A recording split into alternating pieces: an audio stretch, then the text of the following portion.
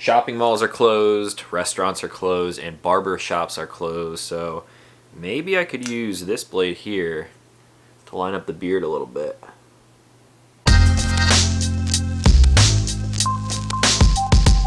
What's going on, everyone? Back with another episode of Stuff and Things. Saturday of lockdown knife week, which means tomorrow will technically be the last day of this whole mini series that we're doing. Is it going to be the end of these knife videos? I don't know. I guess we'll just kind of cross that bridge when we get to it. So let's check out the hashtag for today. I saw one that caught my eye that's sort of along the lines of what we're taking a look at.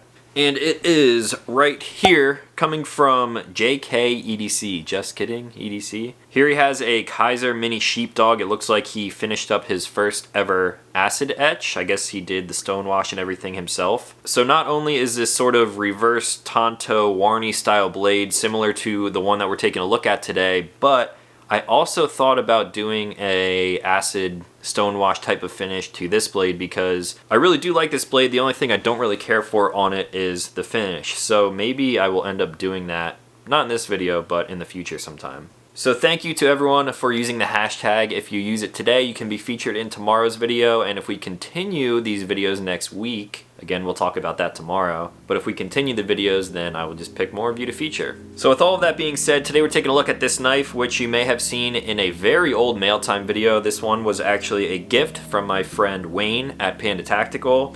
It's been in my collection ever since. It has seen a little bit of pocket time, and it will always have a place in my collection. We're taking a look at the Spyderco ROC. This little folding mini cleaver known as the ROC is the first collaboration between Spyderco and Serge Panchenko. This has a pretty eye-catching design, and believe it or not, this is actually pretty good for everyday carry. The ROC has a cutting edge of 2 3/4 inches, a handle length of just over 4.5 inches, an overall length of 7 3/4 inches, and it's coming in at 4.17 ounces. It's a stainless steel liner lock design with some G10 scales on the outside, and it has a wire pocket clip that is reversible to left and right hand, tip up only.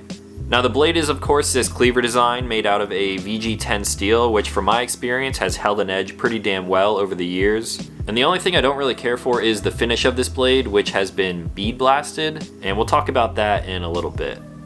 Alright guys, we got a new cutting mat. Nice. Super cool. Does this make me an official YouTube knife reviewer now?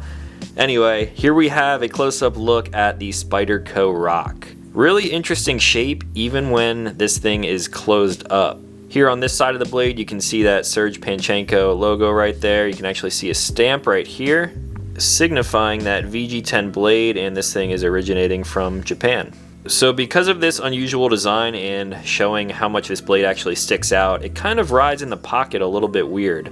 I do actually like the wire pocket clip. I know some people find these kind of like cheesy and easy to bend. I've never really had any issues with them. I've carried this knife for probably a few weeks once it was new to me, and it rode in the pocket okay. It's just a little strange with this much knife hanging out the side. It's going to be a little bit offset, but what's cool about this is that you can open the knife while holding onto the blade because there's a lot here.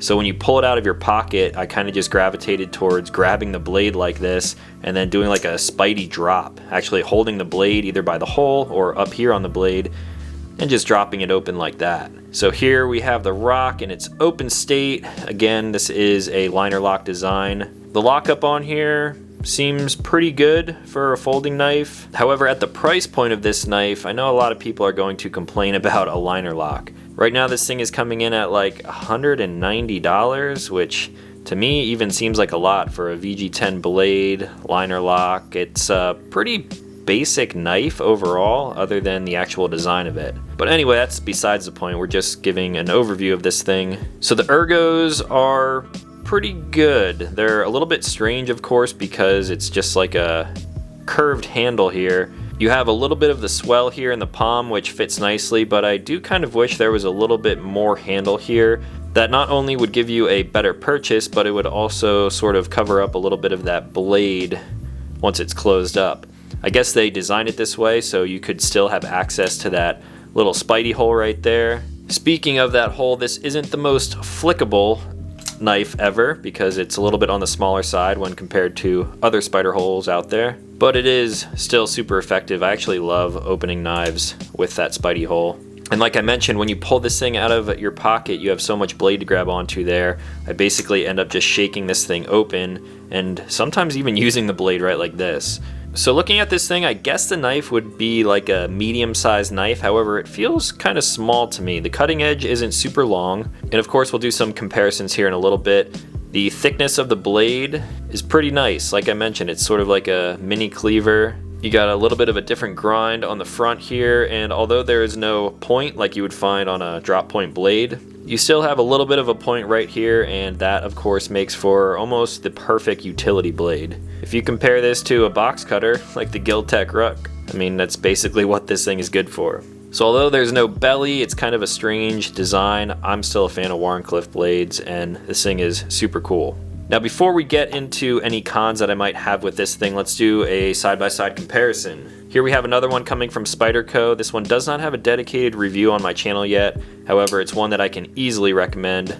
The Delica 4. It's got the FRN handles, volcano texture on there, lockback design. I believe this is also a VG10 blade. Yeah, right there. VG10 blade. This one also Japan stamped right there. Really good lightweight EDC option, and it's coming in just a little bit smaller than the ROC. Now something a little bit more comparable in size, we have a full-size Benchmade Griptilian.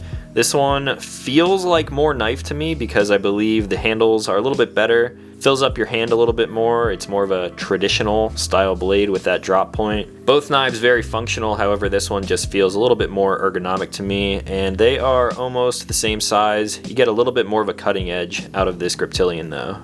Now since I don't have any other cleaver designs, I'm just kind of pulling knives at random here. I have my Chris Reeves Sebenza 21, Tonto blade, micarta inlay handles there, and I guess we're just doing this for a size comparison. It's a little bit smaller than a Sebenza 21. And then right here I have the Boker Keon Blade HQ exclusive. This one's got some tape gunk on it and everything, leaking oil out of the pivot. And this one is also pretty damn similar in size to the ROC, however again you're getting a little bit more of a cutting edge out of this right here. So this is a really cool blade if you are into this mini cleaver style design here, which I very much am. This is the only one that I own, but I would definitely like to add a couple more to my collection in the future. So as far as the things that I don't really care for on this knife, jimping is good, ergos are decent for what it is, but now back to this liner lock here. It's not the most comfortable thing to push over there. It's kind of has some sharp edges to it. It's not like other liner locks that I've seen from Spyderco. It's okay though, I'm not going to knock it a whole lot for that, but as you guys could probably tell in the B-roll and a very close up, that bead blast finish to me just is a no-go. I take fairly good care of my knives, like whenever I put them in my case for a long time I oil them up, but the bead blast on here just made this thing rust out a little bit. The VG10 edge retention has been pretty great. For an EDC blade, it has been fine opening packages and things like that, but as you can see, it's starting to spot out a little bit. So because of that, that is what brought up my idea of what I talked about in the beginning, doing an acid wash of this blade and then stone washing it. I think it would look really cool. Doing that will also add a little bit of a level of protection to this blade, and if it spots out again, it's not going to be the end of the world because it's going to be kind of hard to tell. So maybe that will be something that I do in the future. However, for now this thing is just going to remain oiled up as best as I can keep it, and we'll throw it back in the collection box. Here's a quick look at the centering, which has been pretty great since I've owned this knife, and there is of course a tiny little lanyard hole right here if that's something that you're into. So pretty cool knife coming from Spyderco. It's not going to be for everyone, but for those of you out there who have been interested in cleaver style designs like this, folders might be a good option for you. So that is all that I had for the Spyderco ROC. If you guys have any questions on it, let me know in the comments down below. This entire week for Lockdown Knife Week, I've really been focusing on getting reviews of these knives that you guys haven't seen a whole lot of here on the channel. I've been working on getting these out. However, in the future, maybe I will do some of the like knife maintenance and modification type of stuff. I know there are a ton of you out there who want to know how I personally sharpen knives, which I can definitely do in the future. And then maybe we'll even get into some of that modification, like my first ever acid wash.